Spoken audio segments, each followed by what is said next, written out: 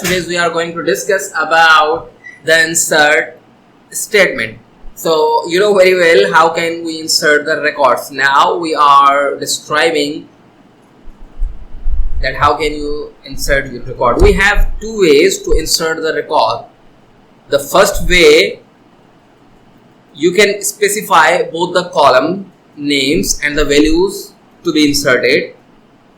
How? I'm saying insert into, that means I'm saying please, I'm going to insert something into, then you have to specify the table name. I'm saying students.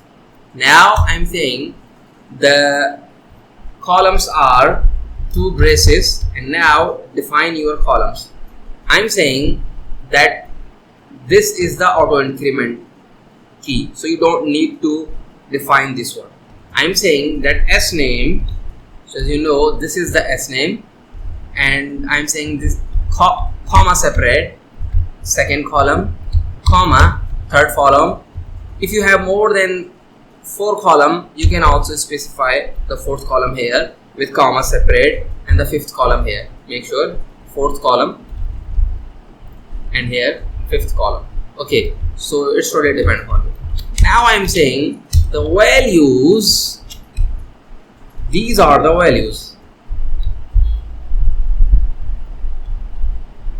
Now you know very well that this is a string, this is a string, this is a string, so that's why I am using the single braces. If for suppose if you have integer value or floating value, you can also insert the integer 10 or the floating 10.15. It's totally depend upon, but for now it's fine. Okay, now I'm saying that the name is the John and the city is London, and now I'm saying the address is for suppose XYZ London. Okay, now we have two ways, you know very well, to execute the query. Right click, execute query, or press the control button and hit the enter button. Control enter. So now we have successfully inserted. Now I'm saying show me the all results, select asterisk from students, semicolon to terminate the statement, control enter to execute the query. So now you know that you have successfully inserted the record. So this is the first way.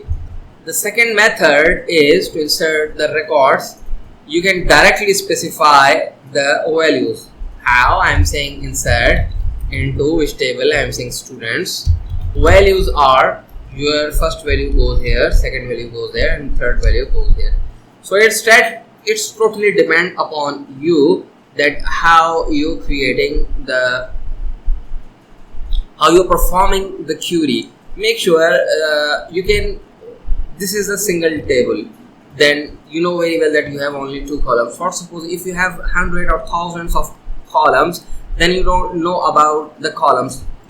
Then what you need, you must specify the columns, and like this, insert into students, and the columns name like these columns name, and the values like this. You must specify this. So it's totally depend upon you. So I think this is enough for today. In the next lecture we are going to cover some other topics. So thank you for watching.